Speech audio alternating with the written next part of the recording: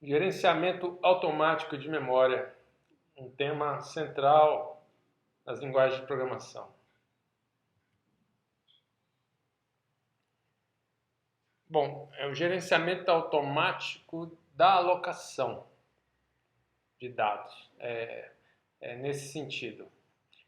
E a alocação só interessa a do RIP, porque a alocação estática já está resolvida, ela é fixa. E a alocação na pilha também tem um procedimento muito direto. Começa a função aloca, as variáveis locais, alocadas dinamicamente em pilha. Antes de terminar, a função desaloca. Então, não há o que questionar. A grande questão são as variáveis, quer dizer, os dados alocados no RIP. Tá? E é uma questão assim bem discutida na comunidade de C++. É muito comum encontrar nos fóruns essa discussão. E é uma discussão também sobre coleta de lixo que nós veremos, né? Prós e contras, porque adotar ou não em C++, ou como adotar, qual biblioteca, como gerenciar, entre aspas, à mão, né? Quando não é automático, digamos assim, entre aspas, é à mão. Então eu vou mencionar aqui duas classes de problemas. São dois exemplos, porque há outros problemas como deadlocks, enfim, existem muitos problemas. Então, aqui nós temos uma representação da memória superposta a um programa, né? Então, vamos avaliar aqui, primeiro pela memória. Então, nós temos aqui na primeira linha um primeiro momento, uma função main, uma variável d, cujo conteúdo é @10. Então, se eu fizer asterisco d, asterisco significa que eu tenho que vir aqui no @10, né? Eu vou ter acesso a estes dois. Isso é uma estrutura, é um registro.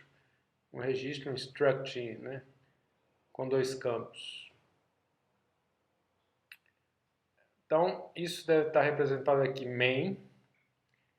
Aí ele justamente aloca o tamanho dessa estrutura, chama data, deve ser 2, ele aloca 2, retorna um ponteiro para d, que é esse @10. Aí nós vamos neste ponteiro e preenchemos os dois campos com 37 e 12.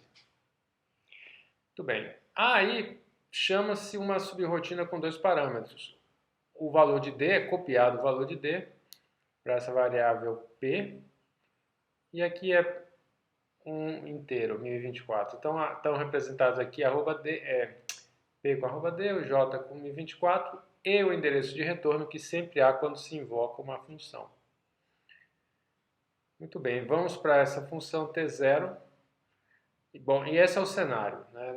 Exatamente isso nesse momento aqui t0, nós temos main f na pilha e começamos f, né? Estamos em f, lembrando que já tem dados no RIP, que são acessados por p no caso da função, né? Bom, aí é o caso de liberar esse p. Então, qual que é a questão? Quando se libera p, quando se volta aqui, você pode até ter a ilusão de que a variável d... Bom, a variável d continua lá apontando @10. Mas o conteúdo para o qual ela aponta, que é lá no RIP, ó, foi desalocado pelo free. Ou seja, d está sem efeito. Acessar d é fonte de problema, fonte de erro. Seja para alterar ou ler, seja para liberar, né? Liberar alguém que já foi liberado. Então tudo isso aqui pode dar erro, travar, né? Da tela azul, enfim, problemas não definidos, comportamentos não definidos, né? Então isso é um dangling point, um ponteiro em balanço, um ponteiro balança como um balanço de uma viga, né? Quer dizer, você tem um apoio aqui e outro apoio lá, tá? Origem e destino. E ele não tem destino mais. O destino é inválido. Então ele parte de cá, mas não chega em lugar nenhum. Ele está em balanço, né? Está dangling. Então, qual que é a raiz aqui do problema? Nós passamos um ponteiro. Então, lembra, isso é muito comum em C, a gente passar ponteiros de variáveis para que o conteúdo daquelas variáveis seja alterado. A gente espera que seja preenchido, né? Como no scanf, por exemplo. Mas aqui fizeram pior, sabiam que era um dado no heap e deram free. Então é como se onde esse ponteiro leva desaparecesse. Tá? A gente está acostumado a passar referências. Lembrando que o conteúdo aqui é uma referência. A gente costuma passar referências para que aquilo seja alterado no conteúdo e acaba que alguém alterou a alocação. Né? Então, esse problema é difícil de contornar, porque você não tem garantias do comportamento dessas funções. Bom, antes de falar sobre a fuga, só comentando uma pequena confusão que alguns alunos cometem quando esse freep não interfere no @30. Quer dizer, se você fizer freep aqui, ele pode alterar aqui esse cara, mas ele não mexe no P.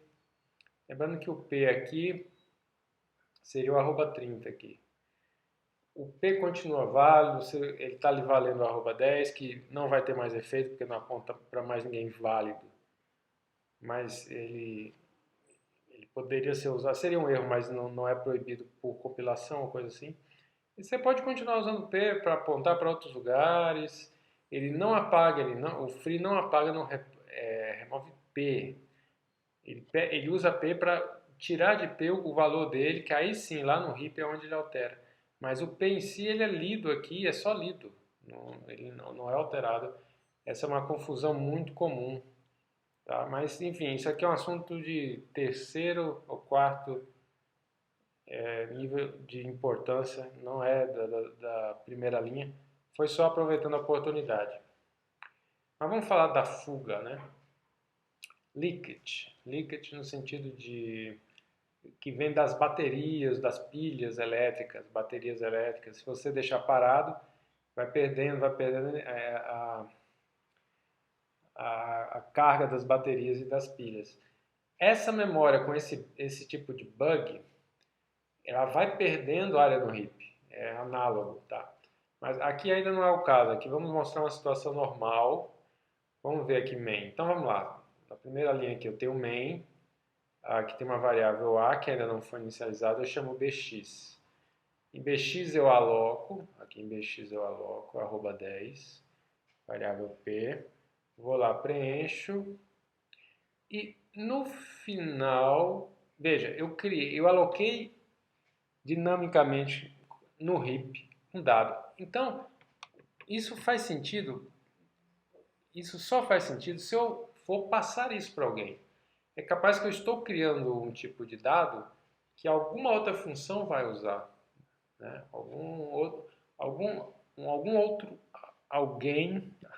Alguém outro neste programa de execução, uma outra thread, uma outra subrotina, uma outra função. Então, o cenário provável é que faça-se a alocação dinâmica no heap e isso é retornado, enfim, é passado para alguém. Pode ser também pode ser invocada aqui uma função e passado o ponteiro, enfim. Então, neste desenho, ó, observe que a main agora que detém a referência e quem segura, né? Porque a função original que criou, que estava segurando lá, ela cuidava e ela terminou, mas antes de terminar passou para alguém. Então, aquela área ali é acessível no programa. Agora vamos ver aqui um exemplo em que o dado é alocado, mas ele não é retornado e nem liberado. Claro que este é um exemplo inverossímil, né? Porque o mais comum é talvez você ter recebido esses dados e você deveria desalocar e não desalocou, digamos assim. Tá? Bom, o que acontece? a função termina, essa área na pilha é liberada, o ponteiro, que era o único acesso a este ponto do heap, é liberado. Então, a questão é a seguinte, não tem mais como chegar àquele lugar. Ninguém mais no programa sabe, ninguém lembra, não há um registro. Aqui, nós, seres humanos, olhando esse desenho, a gente bate o olho e vê, olha, tá ali. Mas, em termos de programa, ninguém consegue enxergar aquilo. Para enxergar ali, precisa que alguém tenha um ponteiro. Ninguém está enxergando. Aquilo lá está perdido para sempre. Tá? Isso que é full. Porque essa função aqui, se executada milhares de vezes, vai criando um bloco enorme de dados inacessíveis e que estão alocados, não podem ser usados, porque existe algum tipo de registro mínimo aí por dentro da estrutura de dados heap, mas efetivamente ninguém está sabendo que não existe ponteiros para aquilo no programa para dar o free. Né? O heap não sabe que não existe esses ponteiros. Aliás, nenhum dado no heap sabe quem aponta para ele. Um heap básico, ele não é uma estrutura inversa, com um caminho inverso, né? Ponteiros inversos. Ela não tem a informação de quem aponta para ela. Então, é preciso, quem pode saber isso é a origem. Tá? Então, se todas as áreas no heap tem alguém apontando para eles, tem a referência, ótimo, não tem problema. Mas à medida que se perde isso, não há como. Tá? Então, esse é um bug difícil, porque ele nem se manifesta. Problemas com dangling pointers também. Você pode passar anos rodando o programa sem saber. E aí, numa situação de estresse do programa, o programa é muito demandado, aquilo acontece e ninguém entende, nem sabe que existe. São problemas difíceis, problemas dessa natureza. Tá? Então, com isso, eu acho que expliquei os problemas. Né? Eu só não posso deixar este assunto mencionando que uma praxe é depurar. Né? E aí existe essa ferramenta muito conhecida, né? o FileGrind, né? Aqui existe um site da ferramenta. Eu tenho aqui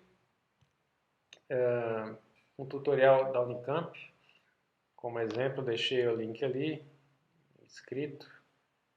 E um exemplo onde se aloca e não se faz free, parecido com aquele exemplo. É um exemplo forçado, claro, mas aqui é um tutorial da ferramenta, então veja que invocando a ferramenta como uma espécie de ambiente de execução para o programa, né, e aqui tem uma opção, né, para testar todo o programa, não só uma rotina, eu acho. Olha, definitivamente perdidos 40 bytes. Né? Então ele encontra esse tipo de erro, é uma ferramenta muito útil. Né? Aqui ele resolve com free e o relatório vem com tudo certo. Então fica aí uma dica, né, para quem trabalhar com linguagens de sistema. Né? Eu pessoalmente, no, no meu trajeto, digamos assim, técnico de programação, aconteceu que as linguagens que eu acabei adotando não tem esse gerenciamento à mão, né? Usa alguma forma de gerenciamento automático, cujo clássico é a coleta de lixo. Nós vamos ver outras técnicas, vamos ver 3 técnicas basicamente, mas a principal é a coleta de lixo, que é antiga, hein? Lá do Lisp original. Vamos falar de Lisp mais para frente. Já falamos um pouquinho de vez em quando, mas aqui aparece outra faceta do Lisp. O gerenciamento automático de memória desde o início. É praticamente a segunda linguagem de programação.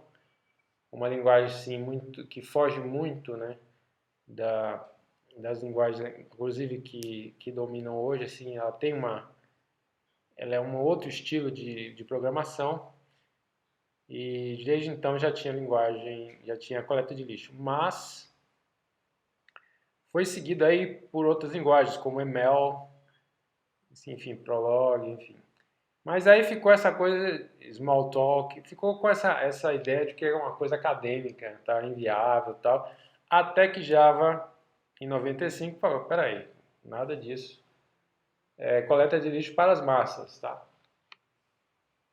Coleta de lixo para todos, nada de achar que é inviável. Claro, coleta de lixo tem um peso em desempenho. Nos anos 90, o hardware tornou favorável, tá? Isso aí.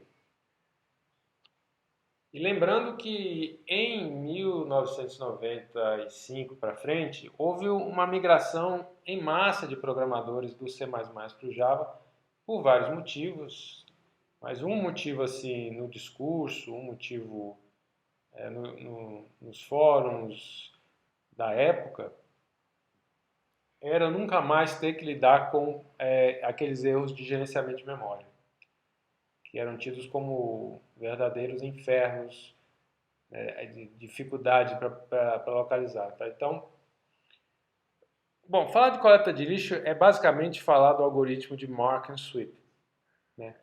Marcar e varrer, né? Limpar. Em cima dele a gente comenta algumas alternativas, mas o objetivo principal de tudo aqui é basicamente essa ideia.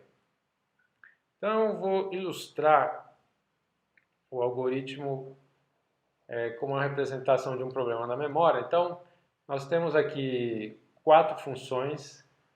A função mais recente, obviamente, termina e ela retorna. Quando ela retorna, a pilha encolhe. Tá? A pilha encolhe e ela tinha ponteiros lá no heap que não foram liberados à mão, né? Não houve um free. Então, como é que se resolve? Né? Então, lembrando, são 4, né? Cada uma tem lá um ponteiro dentro do heap. Então, aqui no heap nós temos células de 2 ou de 1, estruturas, né? Registros de 2 células, uma célula, 2 células, uma. Esse @0 é o null, representa o vetor para lugar nenhum, lembrando que por isso que a memória começa com @10, para deixar o @0 aí como um recurso, um valor que por não ser usado como memória pode ser usado para significar alguma coisa, vai significar o fim, né, o null. Muito bem, então isso é o T0. No T0 está tudo certo, no T1 a função terminou, encolheu. Então vamos supor que esse seja o momento de fazer a coleta de lixo. A coleta de lixo não é tão determinística. Em que momento ela acontece? Isso não é tão não deve o programador não deve contar com alguma informação desse tipo, né? É não determinística, é imprevisível, é a qualquer momento.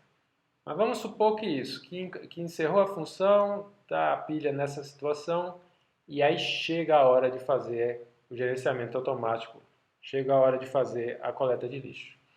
Então eu vou fazer o algoritmo. A gente vai varrer toda a pilha. Então eu comecei da base da pilha. Esse X aqui é para marcar que eu já considerei esta primeira posição da pilha, que aponta para @13. Eu vou lá na @13 e marco. Marco indicando o quê? Que alguém aponta para essa posição. Bom, recursivamente, agora eu tenho que apontar para quem ele aponta, que é o @19. Então lá no @19 eu crio uma marca. Recursivamente eu tenho que marcar para quem ele aponta, mas aqui não aponta para ninguém, porque null é fim, né? Bom, terminei uma interação desse laço de percurso da pilha. Lembrando que para cada iteração do laço de percurso na pilha, eu tenho um laço percorrendo recursivamente recursivamente assim, não que o programa seja recursivo, significa que eu marco quem ele aponta e aí continuo, né? Quem eu marquei, quem ele aponta, quem eu marquei, quem ele aponta até esgotar. Então vamos para a próxima posição da pilha, que é o 14. Aqui eu já marquei todos, ó. O 14 aponta para o 15. O 15 é uma estrutura de dois campos, é um registro de 2 campos. Esse X no meio aqui está dizendo que eu marquei 2, então eu tenho que ir atrás dos dois, do 20 e do 21. Então estão todos marcados. E aí nós vamos para o último, que é o 12. O 12 vai para o 18. Esse exemplo é interessante porque são vários níveis. Ó, vai para o 18, do 18 vai para o 23. Tá? E aí termina porque eu já marquei todo mundo, né, na pilha, né, e para cada um eu fui recursivamente atrás no RIP para ver se eles apontavam também para alguém. Então todo mundo que está marcado tem alguém que aponta para ele, então eles têm que ficar no RIP. Quem, quem não está marcado é removido, é varrido, né? Mark and sweep. Então, alguns comentários. O arroba 10 apontava duas. Ele era uma estrutura de dois campos. Ele apontava o 15 e o 17. O 17, por sua vez, o 22. Vejam que ao deixar de apontar o 10, arroba 10, o 17 foi junto, né? E, portanto, também o 22. Mas por que o 15 não foi? O 15 não foi porque tinha outra alguém apontando para ele, que é o 14. Então esse algoritmo ele é bem correto, né? É um algoritmo bem correto. Muito bem. O Mark Sweep é a base da coleta de lixo. O problema é, para realizar o algoritmo, a gente precisa parar o programa. Que eles costumam dizer, né? Stop the world, pare o mundo. E aí veio o maior problema de desempenho como em linguagens como Java, né? Então Java, principalmente no início, realmente era interpretada bytecode a bytecode, digamos assim, as primeiras máquinas virtuais ali em 95, né? Mas logo veio a Hotspot com o compilador JIT e melhores algoritmos de coleta de lixo. Enfim, todos os motivos pelos quais a gente sentia programas Java mais lentos foram desaparecendo, mas até hoje alguém pode notar algo estranho às vezes em uma aplicação Java, uma resposta não tão ideal. Então tem isso, né? Os compiladores JIT aperfeiçoaram, a coleta de lixo aperfeiçoou, claro. O próprio hardware atual é muito, muito, muito mais rápido do que era, minimizou muita coisa, mas se ainda há alguma coisa é a coleta de lixo. Mas a evolução na coleta de lixo se dá no algoritmo, nas técnicas de algoritmo.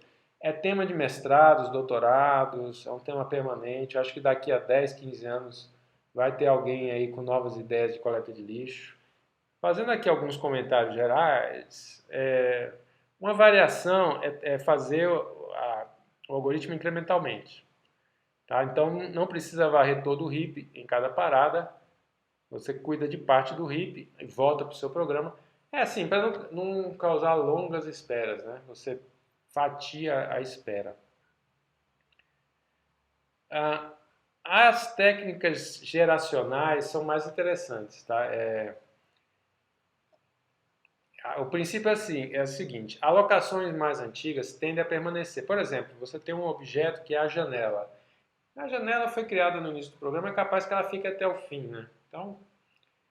Então, é mais provável que as novas alocações morram antes. Então, a mortalidade seja maior nas alocações mais recentes.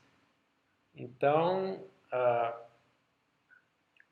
isso dá para organizar o algoritmo por isso. Então, a máquina virtual Java, né, essa que tinha compilador JIT, essa primeira que veio assim com design e desempenho, ela tinha o codinome Hotspot. Acho que até hoje, como máquina da Oracle agora, né, era da Sun, acho que ela tem isso. Mas, enfim,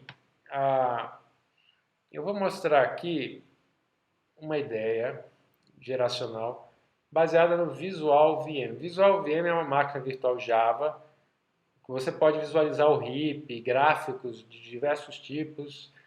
Tá? Ela agora está separada do JDK, né, do JDK, mas você pode obter facilmente gratuitamente aí no site.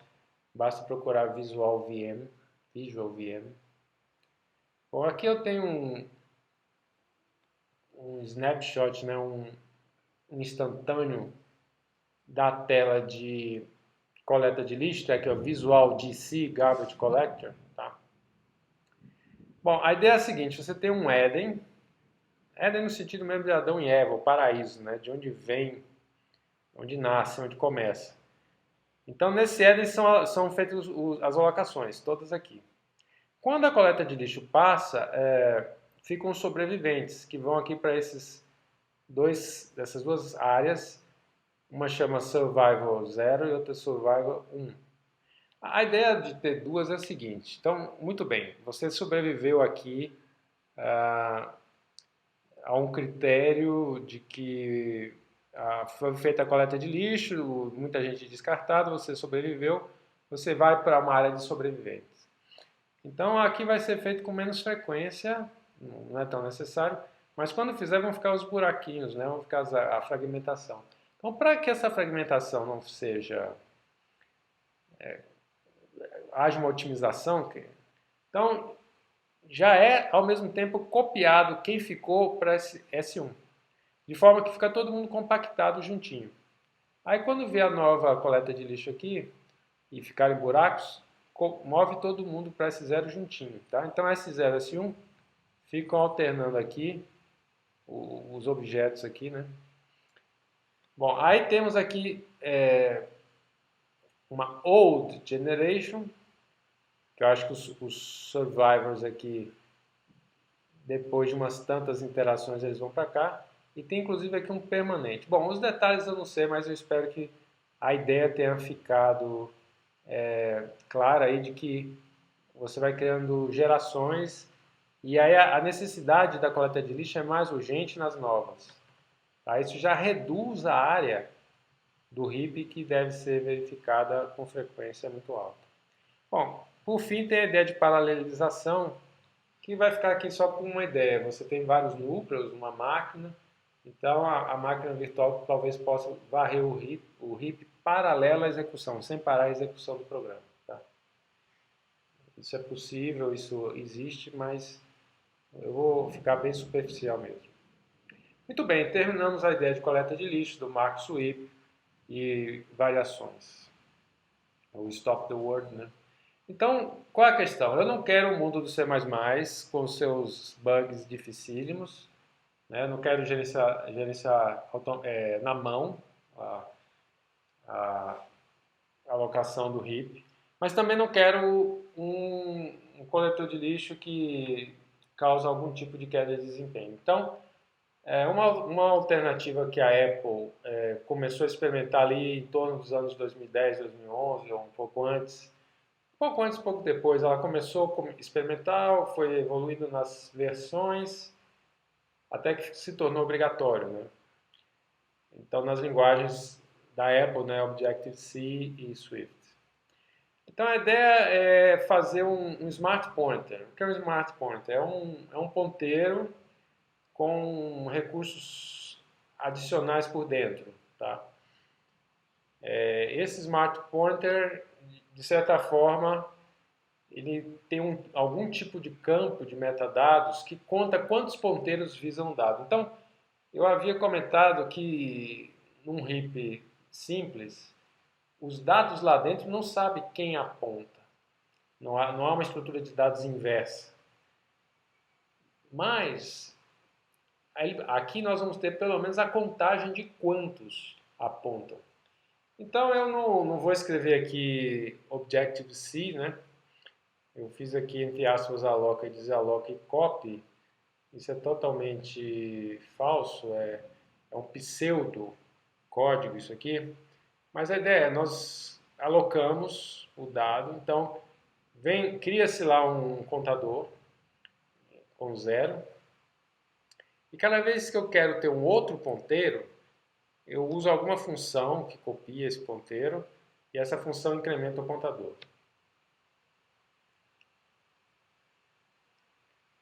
E se eu desaloco, a área só é liberada se o contador estiver em 0. Se não, apenas decrementa. Ou seja, não tem dangling pointer mais. Se eu tenho dois pontos que apontam para o RIP, e um der free, der o desalocamento aí, a desalocação, não vai liberar, então o outro vai continuar enxergando, não há mais essa interferência desejada dos dangling pointers.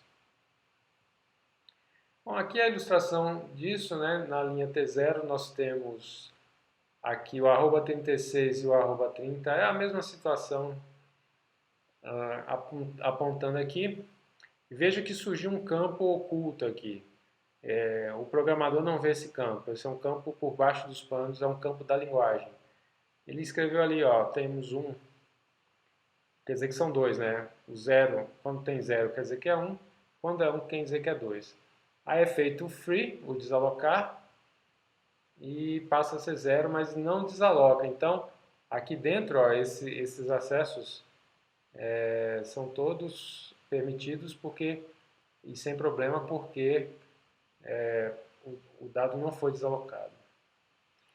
Muito bem, terminado aí a rápida, mas suficiente, né, para entender a ideia, a apresentação, vamos a uma terceira e última estratégia que vem muito associada aqui a essa linguagem Rust, uma linguagem recente, aí, criada pela Mozilla e por muito tempo alimentada como a linguagem que construiu a nova engine HTML do Firefox, né? Atual em C++, com uma série de problemas de gerenciamento de memória. E por muito tempo pensou-se que o Rust vinha para desbancar esse engine e fazer um engine melhor, mas este ano da pandemia, essa equipe foi toda demitida, isso aqui foi postergado ou sequer, ou talvez até cancelado de uma vez.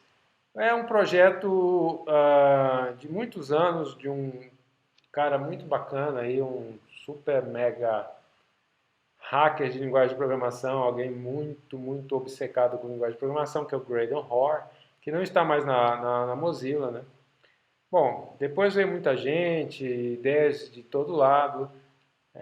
Enfim, é uma linguagem que tem uma comunidade muito legal, uma comunidade de acolhimento mesmo.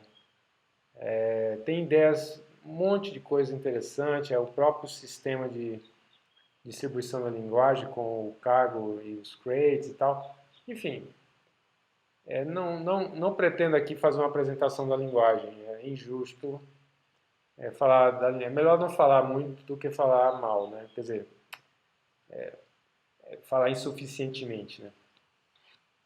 Bom, enfim, mas pense o seguinte, Rust é uma linguagem de sistema, poucas linguagens são dessa alçada, são dessa categoria, tá? São linguagens de alto desempenho para ser executados em sistemas embarcados, hardware com limitação, mas também hardware forte. O clássico é o C e o C++, o C++ com abstrações, né? O C++ com todo o desempenho ali colado no silício, né? Cheirando o bafo do silício ali quente, mas com abstrações, né? Não é uma linguagem de montagem, não é um código de máquina com alguns confortos como o C++. Ele tem poder, ele tem templates, ele tem orientação a objetos. É uma linguagem muito engenhosa que concilia os dois mundos, né? O baixo nível, né, a proximidade da máquina com possibilidades de abstrações bem legais. Só que, como a gente já viu, gerenciamento de memória é manual, digamos, né, não automático. Tá? Então, Rust vem aqui, só que ela quer ter o desempenho e a abstração não idênticos, mas assim, equiparáveis. É uma outra escola, digamos assim, mas equiparável. É uma outra estratégia para se obter resultados da mesma ordem, tá? Mas sem coleta de lixo e sem os problemas de alocação. Então, como isso foi possível? Bom, eu vou mostrar duas coisas. Depois eu vou mostrar os smart pointers, mas eu vou começar com esse conceito de propriedade, né? De ownership. Owner é o dono, é o proprietário. Então a ideia é a seguinte, só uma referência é dona de uma alocação no heap. Então lembra que eu comentei que o heap não sabe quem aponta para ele, mas na contagem de referência a gente sabia quantos. Aqui a gente sabe sempre que é um. É sempre um. É quase a coisa do Senhor dos Anéis, né? Um anel para dominar todos os outros. É um ponteiro único que dá conta de acessar, tá? Então, isso é muito contraintuitivo para quem nunca viu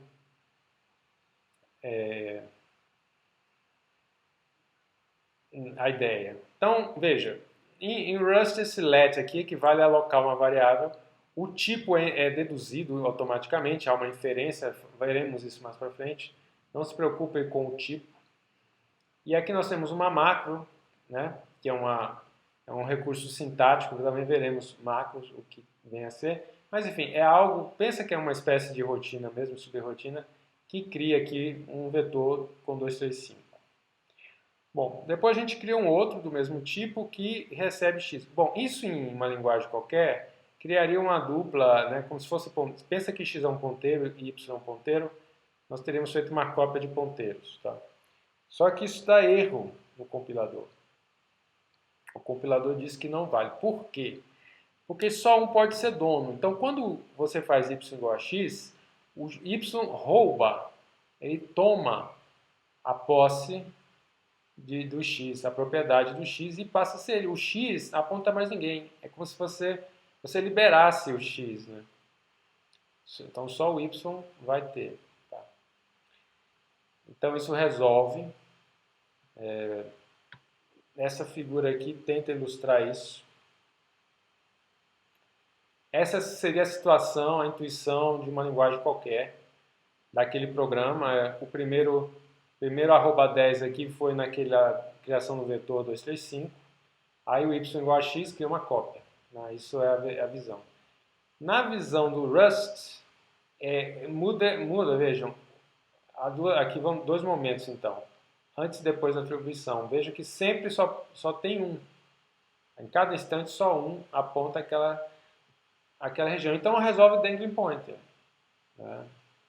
Ah, mas e se fosse uma função? Então eu tenho aqui também, depois eu mostro ali o alto deste post, mas eu me inspirei lá, só que aqui no exemplo, ó, ele criou uma função vazia. Então fn em Rust é função, ele deu aqui um nome qualquer, uma função que trabalha com qualquer tipo, pode ser inteiro, string, ela recebe um vetor de qualquer tipo, né?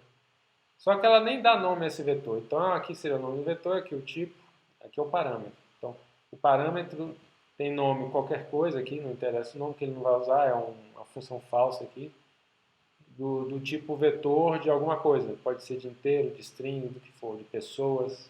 E ele não faz nada, aqui é o corpo da função. É uma função só ilustrativa, mas poderia ser uma função normal, não tem problema. Então cria-se o vetor, como eu mostrei lá, e aqui ele chama a função e essa também rouba. O V deixa de apontar e vai lá para a função. Se tivesse aqui um nome, tivesse um P aqui, esse P receberia. Tá?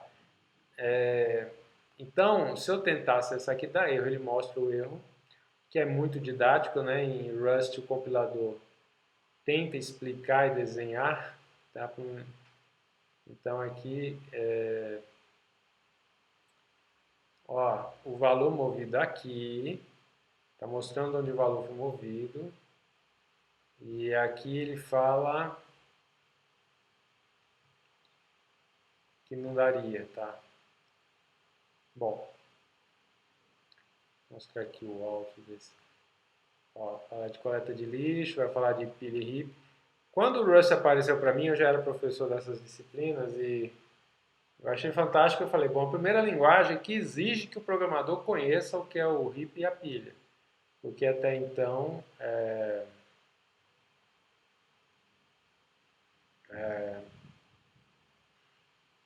o programador podia passar a vida usando malloc free sem uma noção, né? Rust exige alguma imagem mental do que se passa, ajuda a entender o que a linguagem faz. Muito bem, uma alternativa é emprestar. Tem várias formas de emprestar. Você pode criar uma referência, que é um e-comercial aqui, você pode clonar, e aí não dá esse problema. Então fica havendo dois acessos, só que um manda, um é original, e o outro é ou uma clonagem, ou é uma referência que pegou emprestado. Então ela não tem poder de desalocar, né? Ela não tem poder de desalocar. Isso passar por isso no compilador é como se o compilador tivesse um verificador de empréstimos, tá? Que filtra isso aí, é o borrow checker. Tá? Então, em Rust é o termo mais usado. É mais usado que propriedade. Propriedade é o correto, né?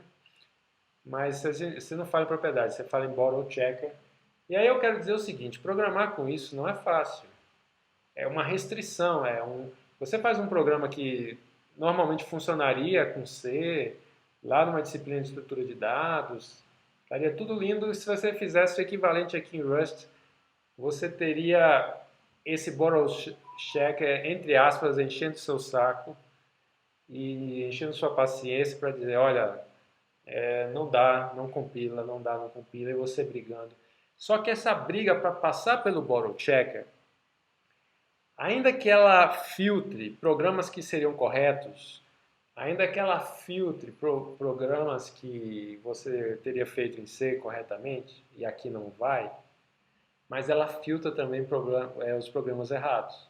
Os programas com dangling pointers, os programas, enfim, todos os programas com problema aí. Então, é um trabalho, uma chateação a mais, mas que se paga, porque ela vem com a garantia de que seu programa não tem esses problemas. Bom, e o Rust e o Borrow Checker e tal foi criado para resolver a alocação, esse era o alvo. Só que de quebra também resolve o problema de concorrência, tá? Isso nós veremos, tá? Com essa mesma política de Borrow Checker, você garante que só um escreve e N leem, então você só tem um escrevendo e o resto todo mundo lendo um certo dado. Isso aí minimiza problemas de concorrência, tá? Bom, então é assim, a chateação do borrow checker se paga mais ainda, tá? Então tem depoimentos de muitos iniciantes, né, que talvez devessem levar toda uma vida para aprender problemas de concorrência, mas por usarem Rust já saem na frente, tá? Bom, para terminar aqui, para falar do problema de fuga, o Rust também tem smart pointers aqui bem sofisticados, tá? Aqui ele pega o C++, né? Essa sigla aqui que é pouco explicativa, Resource Acquisition as Initialization. Você em C++ libera a alocação, que seria o free, mas também fecha arquivos, fecha conexões. Então a ideia é a seguinte, terminou a função. O ponteiro sabe, o compilador sabe que ali é o fim, tá? E também sabe-se que está apontando para alguém, tem um dono, tá? Então automaticamente é liberado. Então dá um free, tá? Então esse exemplo aqui, esse trecho aqui, o X foi criado, não se usou para nada, mas ainda que fosse usado aqui, terminou. Terminou aqui, encerrou a função, o X foi criado aqui localmente, ele vai ser desalocado, é um ponteiro a ser desalocado. Ele faz o free, caso não esteja livre. Então, nós vimos 4 situações. Gerenciamento de memória à mão, o programador se vira, e tem técnica, e tem ferramenta de depuração, enfim, mas é um mundo mais trabalhoso, talvez, mais arriscado. Aí você tem o gerenciamento automático por coleta de lixo, que é meio que dominante, né? Que é a tendência, porque facilita a vida muito do programador para essas coisas pesadas, com um preço, né? O preço do desempenho lá do Stop the World. Por mais que haja algoritmos mais espertos, né? Tem a contagem automática de referência, então já são 5. E agora nós temos o Rust com Borrow Checker. São ideias, um tópico importante das linguagens de programação e que mostra aí a riqueza de ideias e de como evolui, né, como evolui a ciência das linguagens de programação. Então, isso encerra o tema gerenciamento de memória, alocação de memória. Até a próxima.